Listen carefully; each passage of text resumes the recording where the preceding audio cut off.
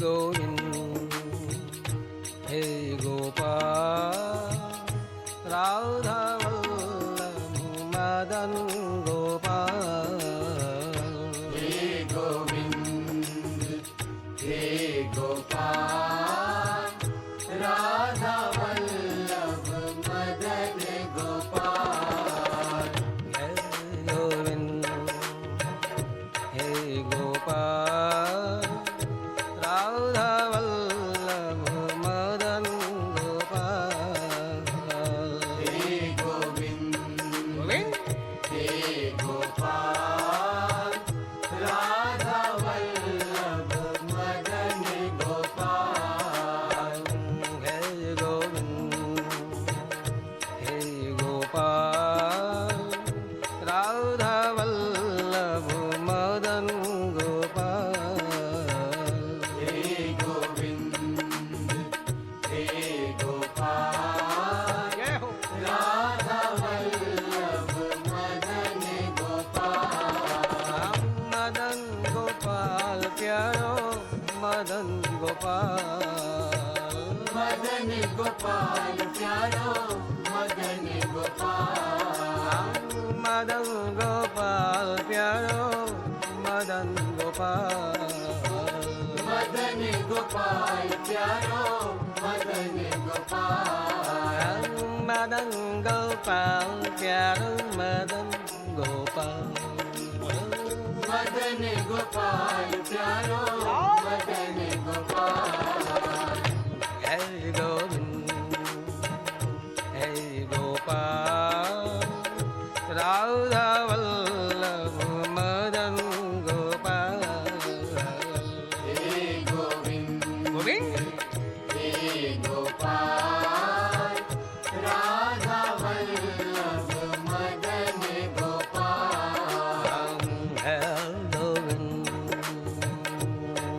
गोपाल राधा वल्लभ मदन गोपाल हे गोविंद श्रीराम हे गोपाल राधा वल्लभ मदन गोपाल मदन गोपाल प्यारो मदन गोपाल मदन गोपाल प्यारो मदन गोपाल मदन गोपाल प्यारो मदन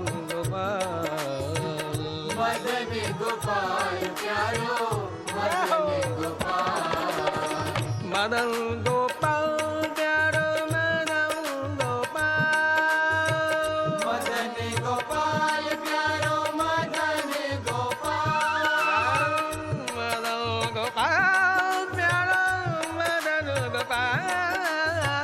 मदन गोपाल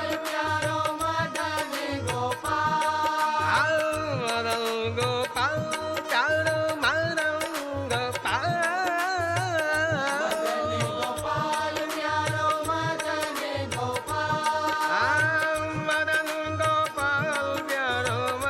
मदन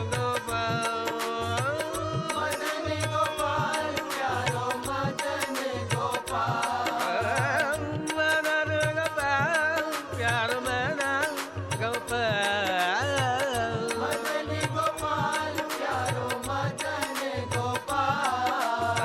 मदन गोपाल प्यारो मदन गोपाल मदन गोपाल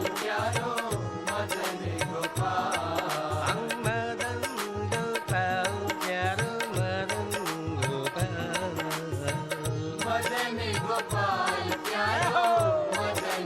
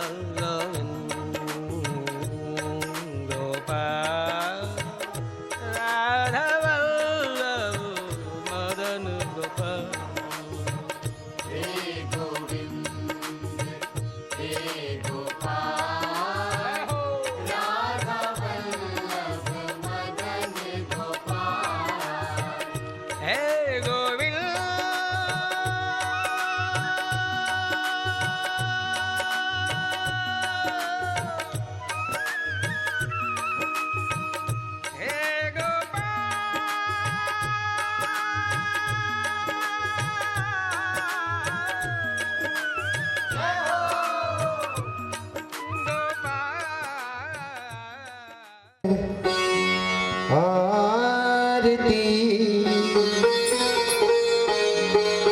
पापियों को पाप से तारती।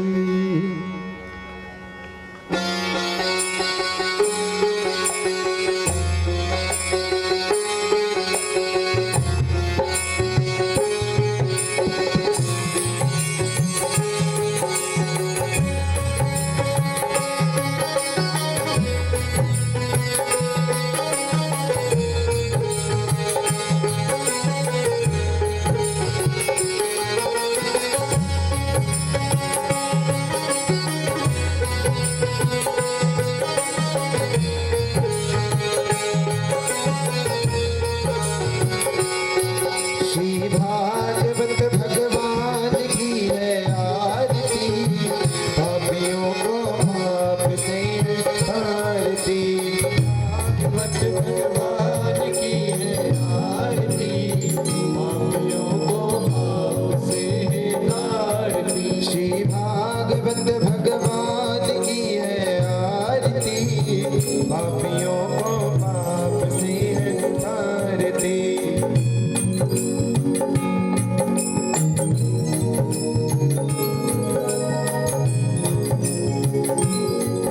यह अमर ग्रंथ यह मुक्ति पंथ यह पंचम वेद निराला, नव ज्योति जगाने वाला।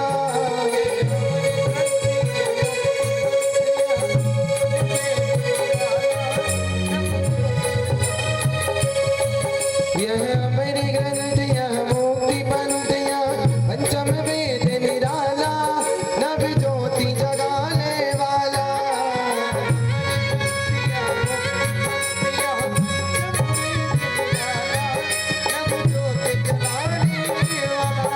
हरि नाम यही हरि ध्यान यही, हरि नाम यही हरि ध्यान यही, हरि ध्यान यही। मानव के मंगल की आरती, पापियों को पाप से तारती। श्री भागवत भगवान की है आरती, पापियों को पाप से तारती। श्री भागवत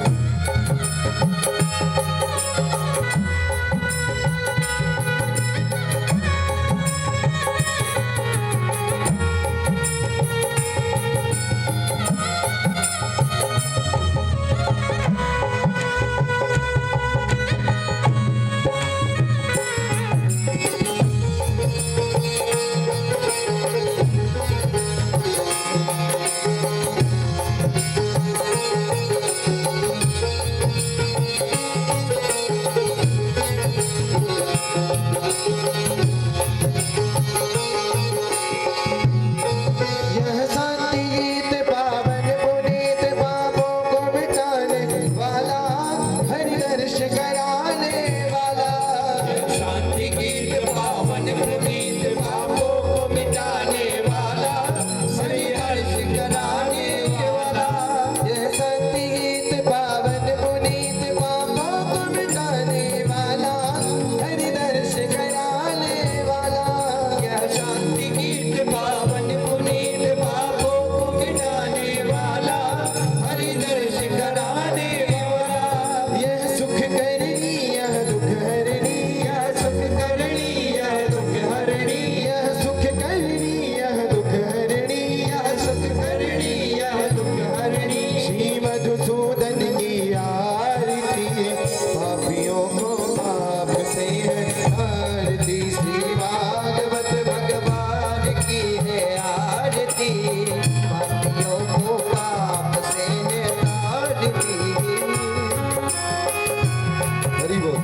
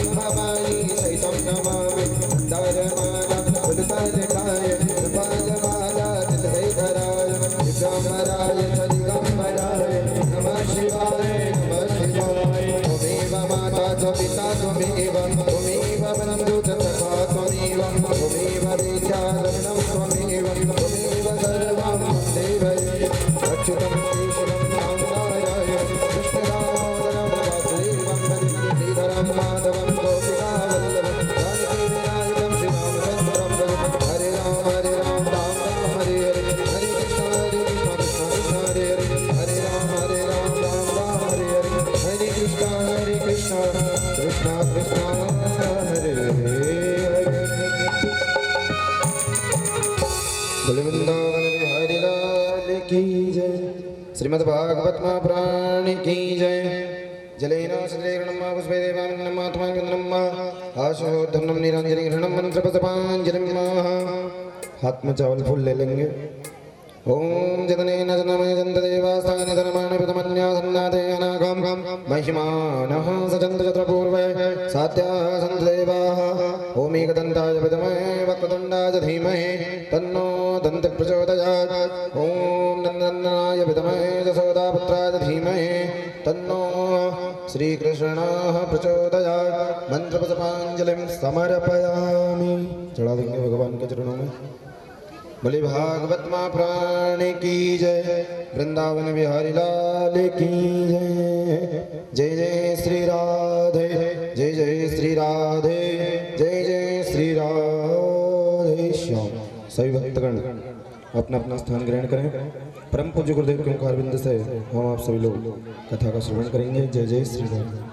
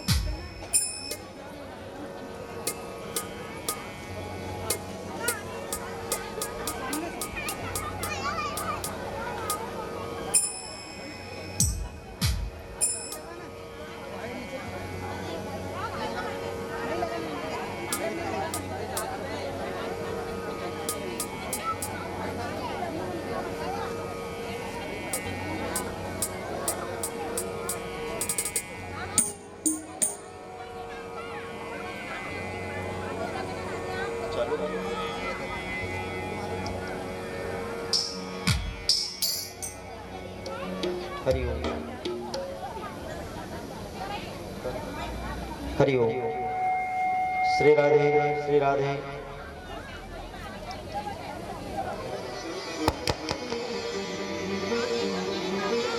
बिहारी लाल की जय। भागवत महापुराण की जय। भोलेनाथ भगवान की जय। भवानी माता की जय। धोने वाले दादा जी की जय। हनुमान जी महाराज की जय। आज के आनंद की जय। नगर के सभी पूज्य देवी देवताओं की जय। भारत माता की जय।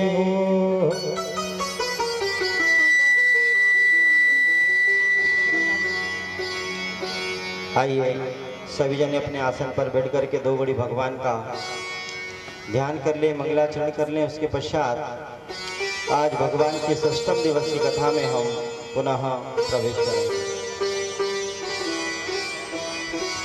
ओ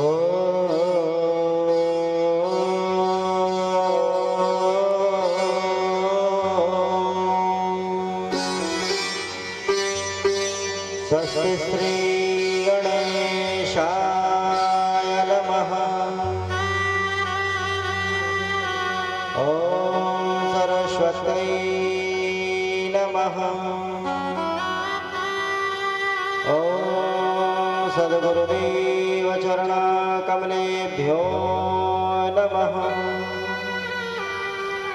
ॐ मातृपितृचरणकमलेभ्यो नमः।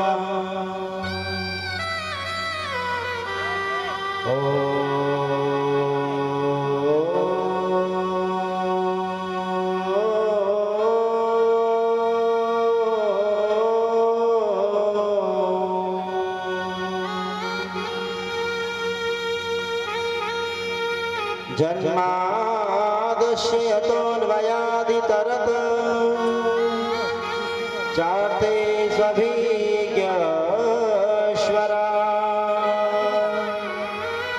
तैने ब्रह्महृदाय आदिकवये मय्यन्ति सूरया निगमं कल्पतरुर्गलितं फलं शुकमुखादमृतद्रवसंयुतं पिबता भागवतं रसमायलं रसिका भूमि भावका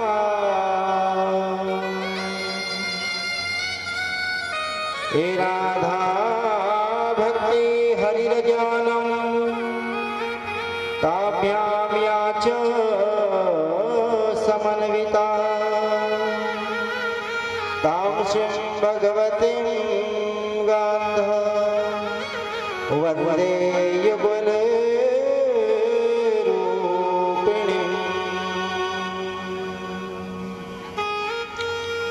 ध्यानमूलं गुरुः मूर्ति पूजामूलं गुरुपदं मन्त्रमूलं गुरुर्वाक्यं मोक्षमूलं गुरुकृपा।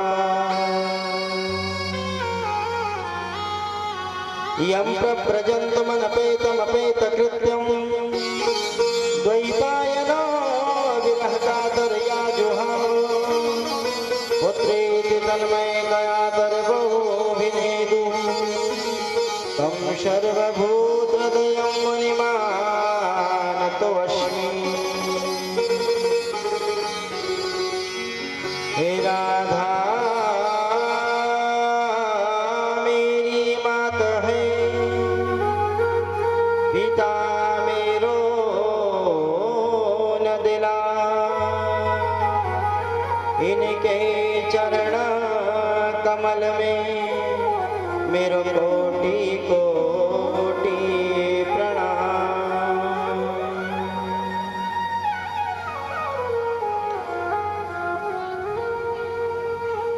परम मंगल में परात्पर अखिलेश्वर भक्तवांछा कल्पतरु अकारण करुणावर्णालय त्रिदंडित विनंदित पीतांबरधारी बालकृष्ण की वांगमय प्रति स्वरूपा परम मंगल में श्रीमद् भागवत महापुराण का आज षष्ठम दिवस है। पधारे श्रद्धालु भक्तगणों भक्ति शक्ति स्वरूप मात्र शक्तियों देवी स्वरूप बाला और राम स्वरूप बालक मंच पर सर्व विप्रगण मंच पर सरस्वती के वरद पुत्रों के मन मंदिर में विराजित आनंद कंद परमेश्वर के चरणों में हम कोटि कोटि वंदन प्रणाम करते हैं। भगवान श्री बांके बिहारी की असीम कृपा होती है, अपने गुरुजनों की असीम कृपा होती है, संत महापुरुषों की असीम कृपा होती है। जब कई घोर कलिकाल के कलुषित प्राणियों को यह परम मंगल में श्रीमद् भागवत कथा श्रवण करने का परम सौभाग्य प्राप्त होता है। विगत पंचम दिवस से कथा को हम श्रवण करते आ रहे हैं। आइए आज भी भगवान की परम मंगल में इस कथा को सुनकर के अपने मानव जीवन को हम कृतार्थ करें। कथा आरंभ करने से पूर्व आइए दो घड़ी भगवान नाम का कीर्तन कर लें, उसके पश्चात आज की कथा में पुनः प्रवेश करें। बलवा के बिहारी लाल की जय। जय जय श्री राधे, जय जय श्री राधे।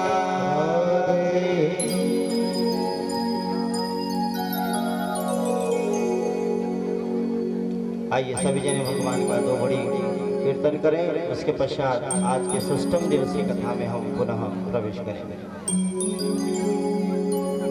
हमने अपना सिर झुका दिया भगवान तुम्हारे चरणों में। हमने अपना सिर झुका दिया भगवान तुम्हारे चरणों में। आइए सभी जन भगवान के भजन में करताल ध्वनि करते चले।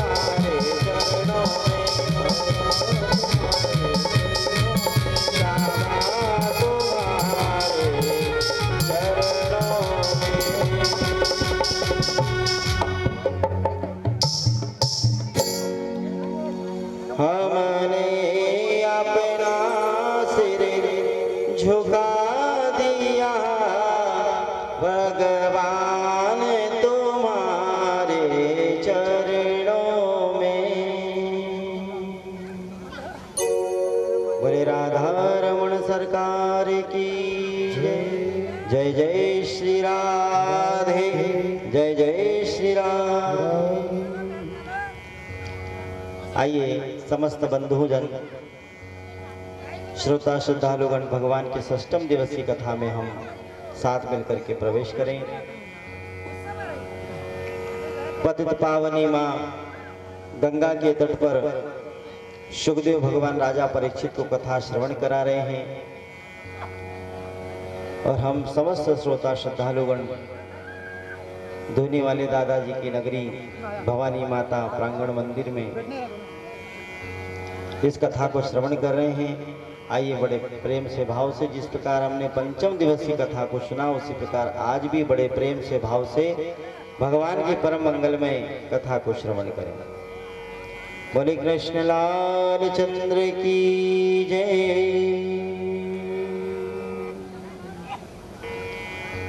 सुखदेव भगवान कहते हैं, राजन से राजन,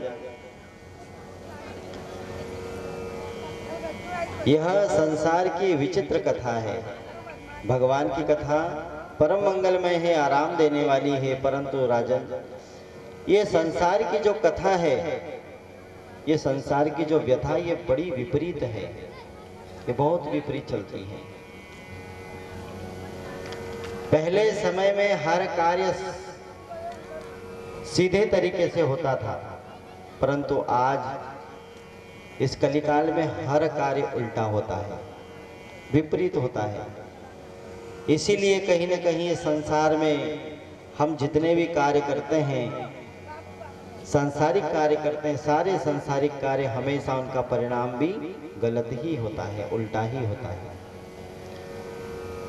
इसलिए राजन, ये जो संसार में भगवत कृपा से ये पुराणों का जो हमें वरदान मिला है, ये पुराण शास्त्र रूपी जो प्रसाद मिला है, इस प्रसाद को जीव मात्र को सदैव सदैव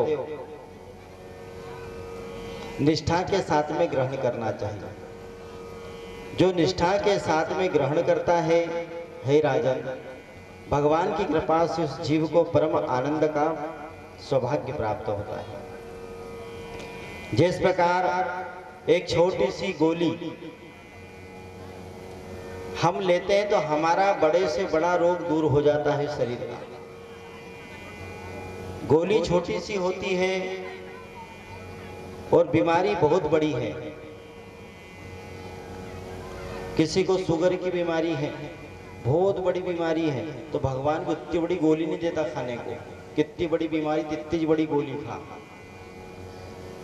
बीमारी चाहे कितनी भी बड़ी क्यों ना हो, परंतु उसकी गोली बिल्कुल छोटी सी रहेगी। वो छोटी सी गोली बड़ी से बड़ी बीमारी को दूर कर देती है। एक छोटी सी औषधि, थोड़ी सी औषधि बड़े से बड़े रोग को दूर कर सकती है। उसी प्रकार भगवान का भी 2 अक्षर का नाम है। जो इसको निष्ठा के साथ में अपने अंतर मन में ग्रहण कर लेता है तो संसार के बड़े से बड़े संकट का भी विनाश हो जाता है। बस ग्रहण करने वाली बात है राजन। पूर्ण निष्ठा के साथ में अगर इसे कोई ग्रहण करता है, इसको अपनाता है, तो उसके सारे संकट दूर होते हैं, उसके सारी कलमश मिट जाते हैं। कलमशापहम, ये सारी कथा हमारे कलमशों का नाश करने वाली है। अगर हम डॉक्टर के पास जाएं और डॉक्टर से हम इलाज करा लें और डॉक्टर हमें गोली दे, तो हम गोली को लेकर के अगर जेब में रख लेंगे तो बहुत कड़वी, मैं नहीं खाता। जब तक गोली नहीं खाएंगे क्या रोग हमारा दूर होगा? कि जेब में रख ली गोली तो दूर हो जाएगा? नहीं, गोली हमको खानी पड़ेगी, भले वो कड़वी हो। डॉक्टर बोलते एक बार तो खा ले, बस तेरा इलाज हो जाएगा। अब हमने अगर मुंह मरोड़ करके गोली को खा लिया और गोली हमारे शरीर में गई और शरीर में जाकर के जब वो घुलती है तो वह गोली सारे रोग को दूर कर देती है। उसी प्रकार जब यह कथा हमारे अंतर मन में जाकर के घुलती है, जब ये कलमशों का नाश होता है। अच्छा, पहले समय में आपने कुछ देखा? पहले समय में जो अम्मा जी और होती थी, इनके पास अगर कुछ पैसा अगर कोई देता था तो साड़ी के पल्लों में बांधती थी। अब आजकल तो पर्स निकल आए, थोड़ी देर भी घूमने के लिए जाओ तो हाथ में पर्स होता है कि नहीं पर्स? और पहले समय में अम्मा जी क्या करती थी, अपने साड़ी के पल्लों में पैसे को बांध देती थी। अच्छा देखो, गौर करो, अगर पल्लों में पैसा बांधा है तो वो पैसा कभी गिरेगा नहीं और न कभी कहीं छूटेगा, न कभी भुलाया जाएगा। जहां जहां पर हम जाएंगे पैसा हमारे साथ में घूमता था। और पर्स में मान लो अपन ने पैसा रख दिया और मान लो अगर हम जल्दी जल्दी में पर्स घर भूल गए तो बस वाले को टिकट काहे में से देंगे? पर्स तो घर भूला है। तो पैसा साड़ी में बांधना अच्छा होता था कि पर्स में रखना अच्छा हो रहा है? साड़ी में बांधना कि जहां भी जरूरत लगी उठाया, पल्लू खोला, ले भैया। और मान लो कभी पर्स घर भूल गए तो, वो बटुआ कभी घर भूल गए तो फिर वहां क्या करेंगे? शर्मिंदा होना पड़ेगा, है कि नहीं? तो उसी प्रकार एक कथा भी है। हमने कथा को सुना तो सही, पर हमने कान रूपी पर्स में रख लिया। हमने कान रूपी पर्स में रख लिया है। इसको रखने से मतलब नहीं है, ये कहीं ना कहीं भूल भी जाएंगे परंतु जिसने अपने आत्म रूपी साड़ी के पल्लू में इसको बांध लिया, तो कथा यहाँ भी आपके साथ में, आप जहाँ जाओगे आपके साथ में जाएंगे, भगवान क्या जाओगे तब भी साथ में जाएंगे। तो ऐसी कथा को बांधो जैसे डोकरियां पैसा बांधती थी, अब कस के बांधे कि छूटे नहीं किसी से, तो वैसी कभी कथा को भी मान लेना चाहिए। तो अपने साथ यहाँ तो है, तो ये अभी तो अपने साथ में जीवन पर्यंत रहेगी। इसलिए राजन को समझा रहे हैं भगवान, सुखदेव भगवान कहते राजन, ये कथा को सुनना पर्याप्त नहीं है, सुन करके इसको अपने अंतःकरण में विराजमान करना सबसे बड़ा एक साधक का, एक श्रोता का गुण माना जाता है। इसलिए कथा को सुन करके हम भूले नहीं, कथा को सुन करके अपने अंतःकरण में इसको प्रविष्ट कराएं। और ये अंतःकरण में प्रविष्ट कब होगी? जब हमारा दिमाग कथा में लगेगा, हमारा दिमाग कथा में लगेगा। देखो आपने घर मकान बनाया, घर में कितने प्रकार के सेट होते हैं पता है कि नहीं आपको? घर में सेट कितने प्रकार के होते हैं? अरे बहुत सारे प्रकार के सेट होते हैं घर में, जरा देखना। सोफा सेट, पलंग set, dinner set, makeup set हैं, होते कि नहीं? डाइनिंग सेट, टेबल सेट, इतने सारे सेट है। और इतने सारे अगर सेट है और माइंड ही नहीं सेट नहीं है तो सारे सेट बेकार है।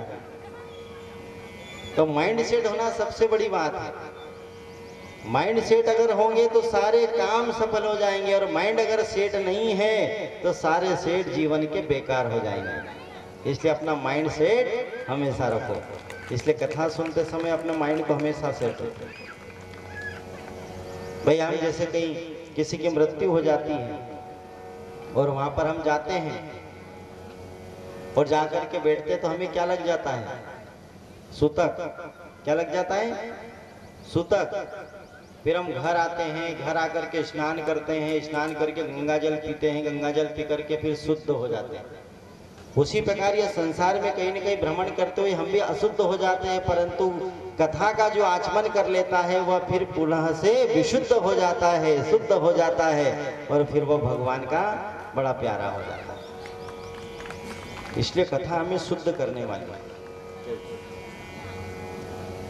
आज कथा में हमारे परम पूज्य पिताश्री पधारे हैं, इनके आशीर्वाद से आज व्यासपीठ पर हम बैठे हैं। बहुत बहुत स्वागत है।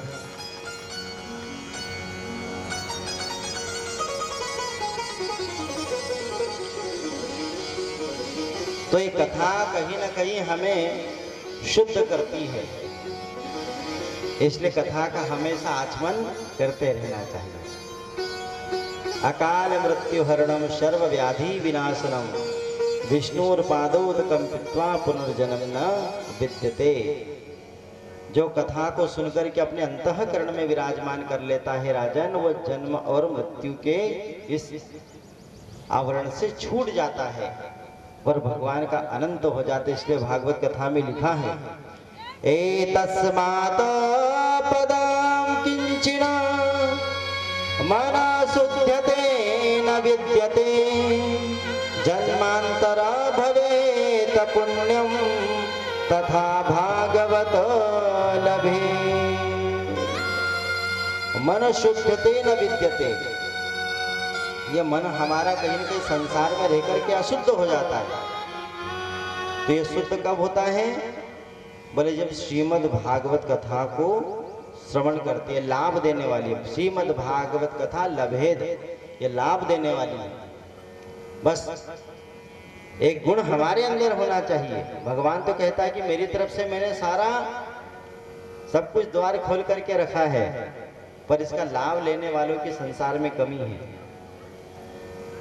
जो अपने मन के द्वार खोल करके रखता है वही इस कथा का पूर्ण लाभ ले सकता है। बंधुओं, हर किसी की किस्मत में भागवत कथा नहीं है।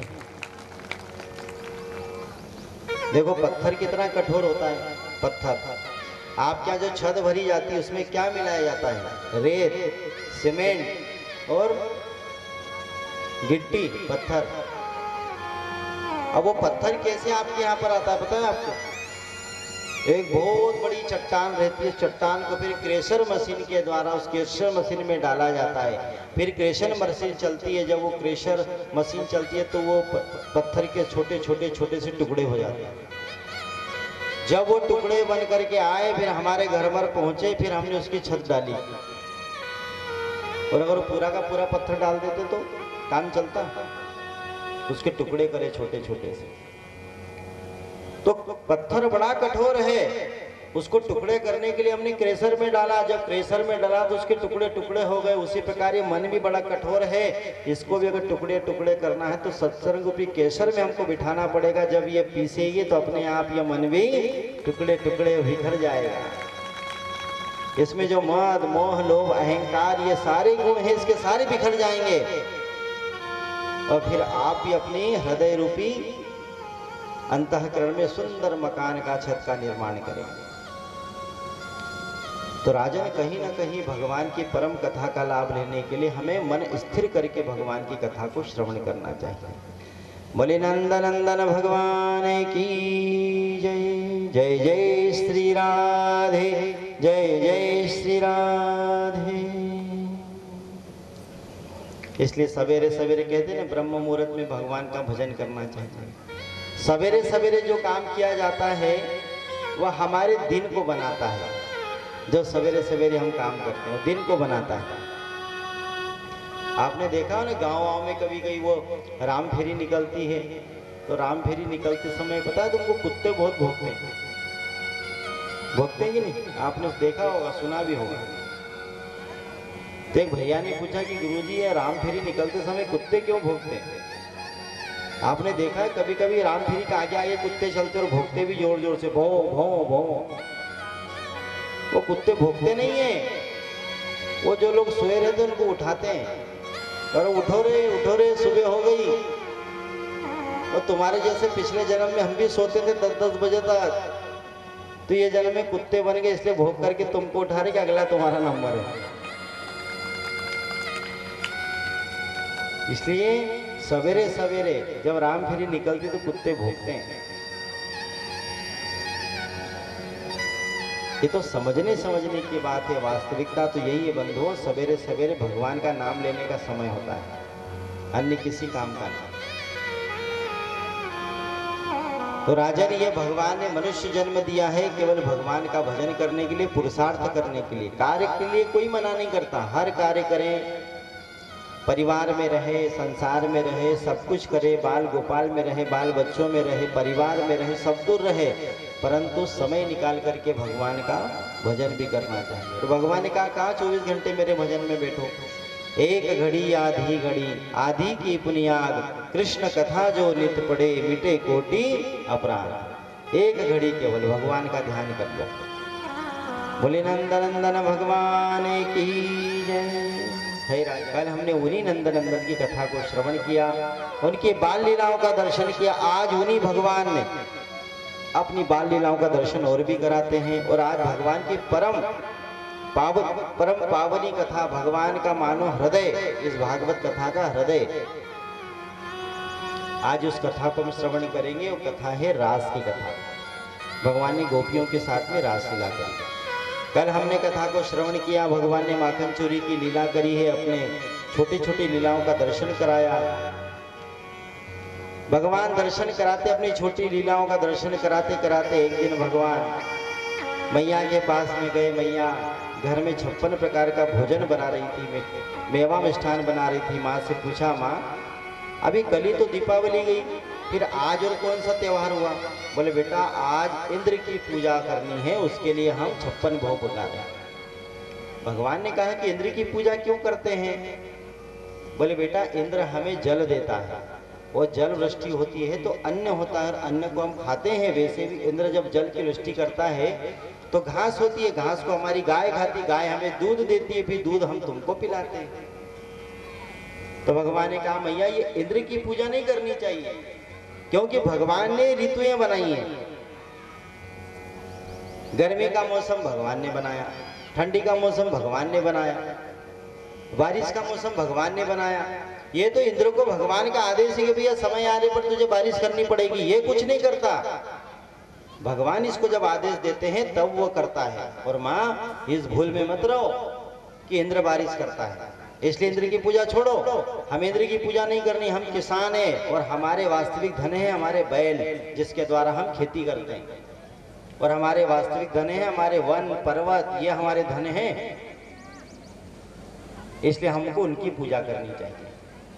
भगवान ने सारी पूजा इंद्र की छुड़वा दी और सीधे गोवर्धन भगवान के यहाँ पर गोवर्धन पर्वत के पास में गए। बोलिए गोवर्धन पर्वत की पूजन करनी चाहिए। इस पर हमारे गाय आती है, हमारे बैल आते हैं, घास खाते हैं, तो पूजनीय तो ये है। बारिश तो अपने आप होती है, ये तो प्रकृति का विधान है, भगवान ने विधान बनाए। तो भगवान ने सारी पूजा छुड़वा दी। तो सारे लोगों ने मिलकर के ब्रजवासियों ने गोवर्धन की पूजा करी। गोवर्धन को 56 प्रकार का भोग लगाया। देखो भगवान ने गोवर्धन उठाने की लीला क्यों करी, ये गोवर्धन लीला क्या है? बोले भगवान इन संसारियों की आंखें खोल रहे हैं, हमें कहीं ना कहीं संदेश दे रहे हैं भगवान की गोवर्धन की लीला भगवान ने क्यों करी। गोवर्धन कितने कोस का था? आप वृंदावन गए होंगे कभी या सुना होगा आपने। गोवर्धन 7 कोस के हैं, 7 कोस के गोवर्धन इतने बड़े। और भगवान ने 7 दिन 7 रात्रि तक उठा करके रखा था। और भगवान कितने वर्ष के थे? 7 वर्ष के। तो ये हमारे मनुष्य जीवन में 7 दिन 7 ये जो शब्द है 7 अंक, इसकी बड़ी महत्वता है बंधु।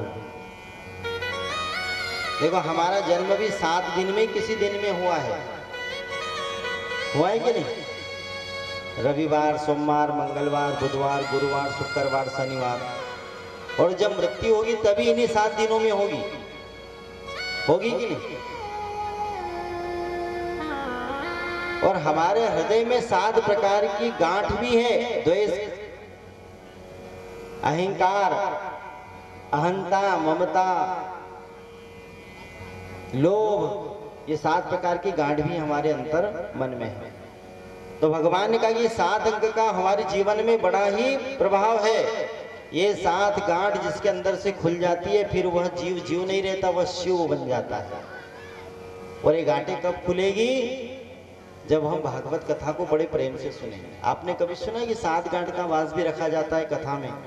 ये 7 गांठ का वास क्यों रखते हैं?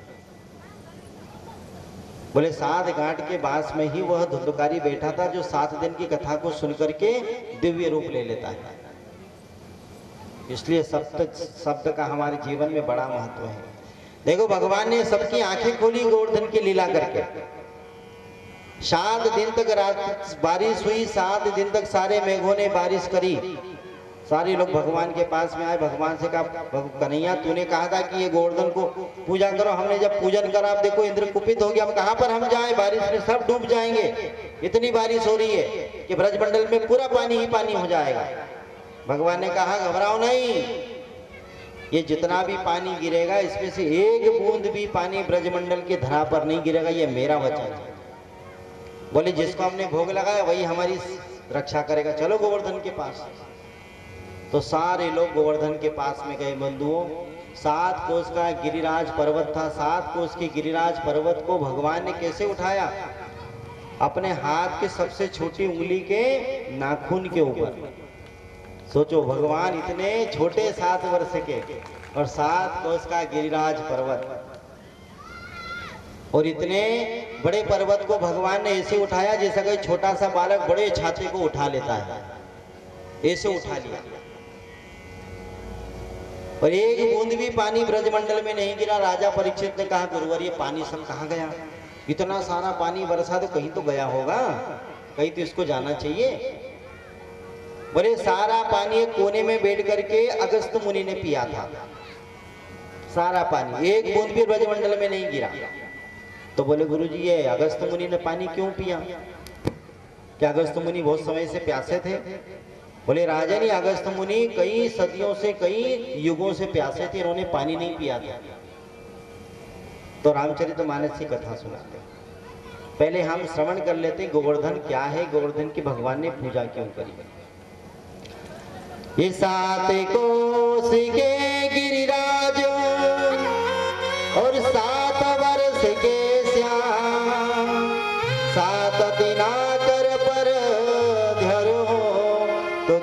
हर पायो ना। 7 कोस की गिरिराज को था, तो भगवान का एक नाम यहाँ पर पड़ा है गिरिराज। हम भगवान को क्या बोलते हैं? गिरिराज, गिरिराज भगवान। और ये जो गोवर्धन पर्वत की लीला जो भगवान ने करी है, कहीं न कहीं हमारी आंख खुलने के लिए लीला करी है। भगवान कहते हैं कि भगवान कभी भी इस धराधाम पर किसी की सेवा करने नहीं आते। भगवान कोई काम करने के लिए नहीं आते। कभी कभी भगवान ये कहते हैं कि मैं मेरे द्वारा जो कार्य करूं, इस कार्य का प्रतिनिधित्व मैं किसी भक्त को दूं। भाई कभी कभी कहीं पर प्रधानमंत्री को जाना है, उसके पास समय नहीं हो तो अपने प्रतिनिधि को भेजता कि जा भैया तू करके आ जा। तो भगवान कहीं ना कहीं सेवा देने के लिए माध्यम बनाते हैं। और देखो संसार में सेवा की कितनी बड़ी महत्वता है। भगवान ये माध्यम किसी न किसी अपने भक्त को बनाते हैं, और भगवान अपने भक्त को सेवा देते हैं कि बेटा सेवा करना, सेवा से बढ़कर के संसार में कोई धर्म नहीं है। सेवा से बढ़कर के हम किसकी कैसी सेवा करें, इसको सबसे पहले हमको जानना चाहिए, क्योंकि सेवा ही संसार में सबसे बड़ा धर्म है। तो भगवान अपने भक्त को माध्यम बनाते, इसलिए भगवान ने सारे सखाओं को माध्यम बनाया। आपने देखा ना, भगवान ने जब गोवर्धन को उठाया तो क्या वहां भगवान अकेले थे? उनके साथ में उनके सखा भी थे, जिन्होंने अपनी अपनी लकड़ियां लगाई थी।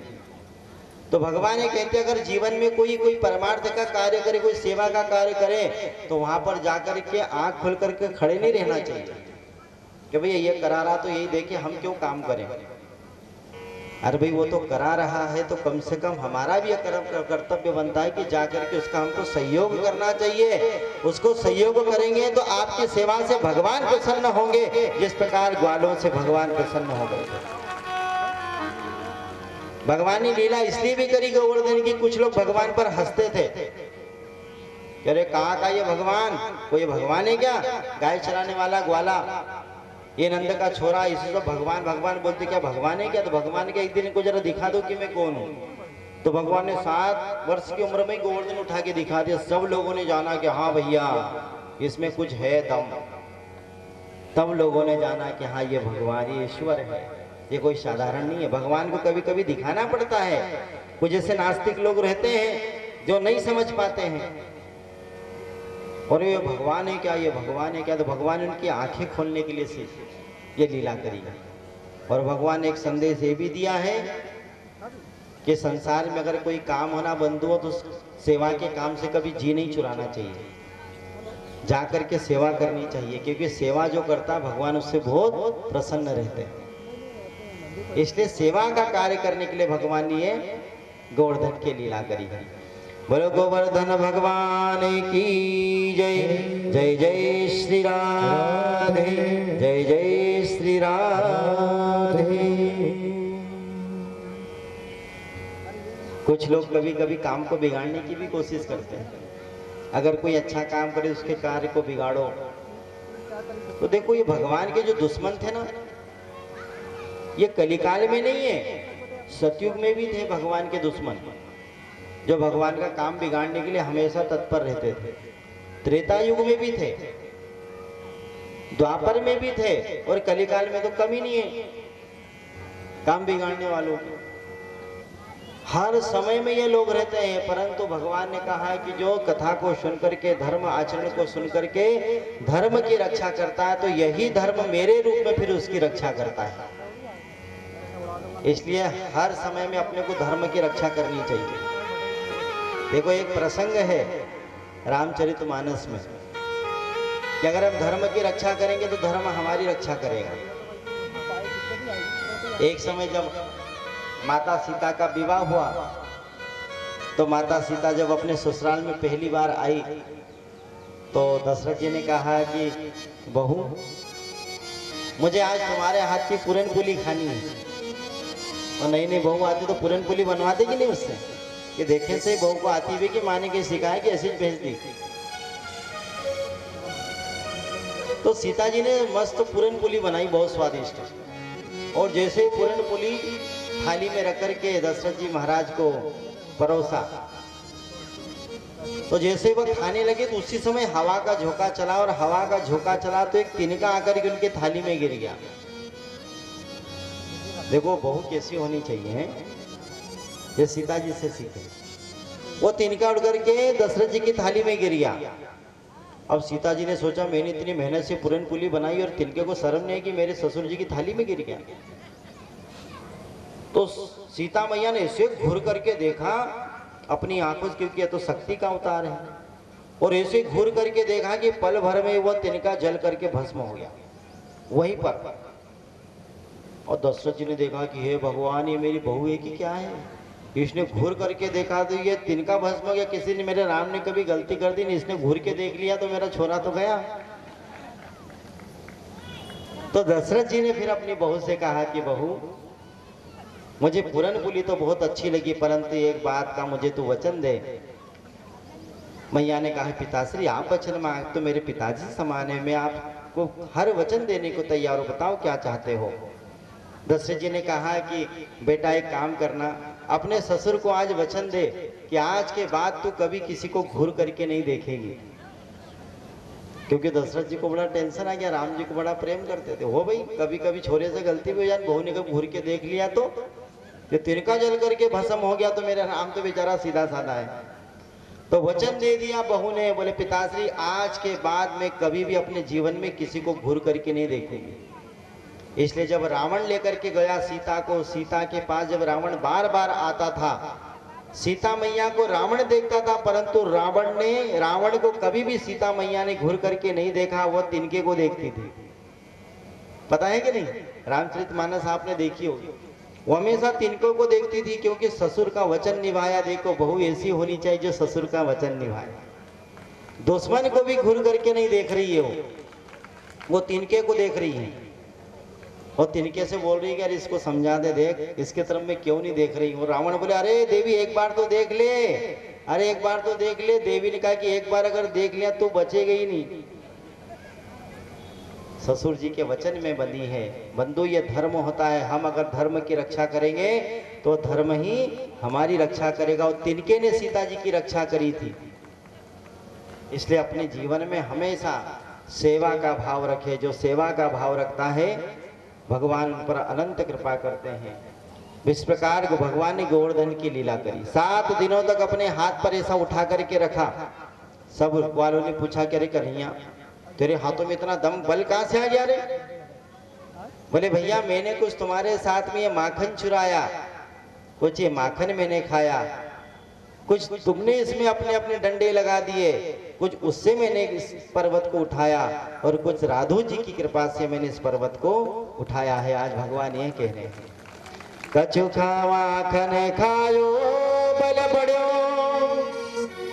कछु माखन खायो बल बढ़ो, कुछ गोपियन करे सहाय, राधु जी की कृपा से यह गिरवर लियो उठा। राधु जी की कृपा से गिरवर लियो उठाए। कछु माखन खायो बल बढ़ो, कुछ गोपियन करे सहाय, और राधु जी की कृपा से गिरवर लिए उठाए। भगवान कहते हैं कि मेरे ऊपर भी किसी न किसी की दृष्टि है, और भगवान शक्ति के बिना तो कुछ भी नहीं है। इसलिए राधु जी की कृपा से भगवान ने गिरवर को उठा लिया था। ये गोवर्धन की लीला से हम इस बात को समझें कि अगर कभी भी कहीं पर धर्म का कोई कार्य हो, अच्छा कोई कार्य हो रहा हो, वहाँ पर अगर हम खड़े हों तो वहाँ पर हमें खड़े नहीं रहना चाहिए, वहाँ पर जाकर के सेवा करना चाहिए। भगवान इस कथा से केवल हमें यही सिखा रहे हैं। इसलिए भगवान ने अगर हमको सब कुछ दिया है, भगवान ने हमको सब कुछ दिया है, हमारे पास में सर्व ऐश्वर्य है, और अगर उसमें से थोड़ा सा अगर किसी धर्म कार्य में लगा दें तो हमारे पास कभी कम नहीं होता है। जो दान करता है, जो धर्म के कार्य में लगाता है, उसका दिन पे दिन वह धन बढ़ते जाता है। इसलिए जीवन में कभी कर्पण बनने की कोशिश मत करना। कर्पण का मतलब क्या होता है? महादरिद्र, जिसके पास में सब कुछ होते हुए भी हमेशा मन को मारते रहता है, उसका धन कभी किसी काम में नहीं आता। और भगवान ने सब कुछ तो दिया है, फिर भी कंजूसी का कर रहा है।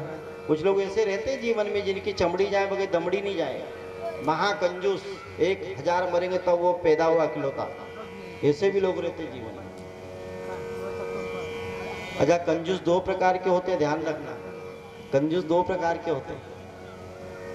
एक तो ऐसे होते हैं कि मैं दे दूं कि नहीं, मैं दूं कि नहीं, मैं दूं कि नहीं, मैं दूं कि नहीं, और जब देने के लिए जाता है फिर मन वापस हो जाता है कि अब रहने दो, मैं नहीं देता। और एक तो ऐसा होता है कि उसके हाथ से कभी छूटता ही नहीं। नारद भक्ति सूत्र में एक बात आती है कि कर्पण का धन कभी किसी को लाभ नहीं पहुंचाता, ध्यान रखना। जो कंजूस, महाकंजूस होता है, उसका धन हमेशा ही गर्त में डालने वाला होता है। एक महाकंजूस था, उसने उसके यहाँ पर कोई आया होगा दान मांगने के लिए कि भैया गांव में भंडारा हो रहा है, थोड़ा सा दान कर दे। तो बोले मैं दान नहीं करूं भैया। तो जैसे तैसे उसका मन हो गया, चलो हाँ 1 रुपया दान कर देता हूँ, 1 रुपया बोले दान कर देता हूँ। अच्छा, था बड़ा सब कुछ संतुष्ट, सब कुछ था उसके पास में, तो मनवा चलो 1 रुपया दान कर दे। तो उसने इसे हाथ में पकड़ करके रखा कि अब दान मांगने आगे चलो भैया। बड़ा दिल पे पत्थर रख करके 1 रुपया दान कर रहा है। कितना? 1 रुपया बड़ी मुश्किल से दान कर रहा है, दिल पे पत्थर रख करके। तो इसे मुट्ठी में पकड़ लिया। अब मांगने वाले जैसे आए तो जब तक उसने मुट्ठी में पकड़ा तो मुट्ठी में पसीना निकल आया, भयंकर पसीना निकला। आप कभी किसी वस्तु को थोड़ी देर रखो तो पसीना निकलता है कि नहीं? तो उसको पसीना निकल आया मुट्ठी में। वो जैसे उसने देने लगा और मुट्ठी जैसे ही खुली तो पसीना पसीना हो गया। तो रुपये से बोलता कि भैया तुम मेरे से अलग हो जाएगा, जुदा हो जाएगा तो क्या रो रहा है? एक काम कर, तुम मुझसे जुदा मत हो जा, मैं तेरे अपने को पास में रख लेता हूँ। फिर उसने वापस रख लिया पास में। ऐसे भी कंजूस होते हैं। और एक बहुत बड़ा सेठ था, उसके पास बहुत पैसा था, वो भी ऐसे ही करता था कि मैं तो कभी भैया पैसा मेरा कहीं दूं नहीं, हमेशा अगर जाऊंगा तो भी साथ में क्या लेके जाऊंगा। बोले बताओ, ऐसे भी लोग साथ में लेके क्या जाऊंगा। तो लोग उसके नाम से उसको जानते थे अच्छी तरह से। अब एक दिन वो जाने लगा, उसकी मृत्यु होने लगी, तो सबको अपने पास में से पकड़ के बैठ गया। कोई तिजोरी का पैसा यहाँ छीप लिया, कहीं इधर छीप लिया, कहीं जेब में भर लिया। तो उसने 2-4 सिक्के, पता है, चमड़ी को काट करके भरवा लिए थे अंदर, अपने शरीर को कटवा लिया ऐसे। और उसने सोने के कुछ सिक्के उसमें छुपा लिए थे कि हम जाऊंगा तो वहां मिलेंगे मुझे। बताओ, ऐसे भी लोग ये संसार में। आप गया तो कुछ नहीं उसके साथ में, जैसे उसको जलाया, जीवन भर कभी उसने सेवा करी नहीं। जब उसको जलाया तो जलाने के बाद में जब उसकी अस्थियां लेने के लिए लोग गए तो उनकी अस्थियों में सोने के सिक्के मिले। तो लोगों ने कहा जीवन में इसने कहीं नहीं करा, इन्हीं से इसका भंडारा करा दो तो उसका कल्याण तो हो जाए कम से कम। तो ऐसे भी लोग रहते बंधुओं। भगवान ने अगर सब कुछ दिया है तो धर्म के कार्य को दिल खोल करके करना चाहिए। दिल खोल करके कार्य करें। आपके दिल खोल के कार्य करने से भगवान सदैव प्रसन्न होंगे। बोले राधा रमण सरकार की जय। जय जय श्री राधे, जय जय श्री राधे। इसलिए शास्त्रों में एक बहुत अच्छी बात कही गई, तुलसी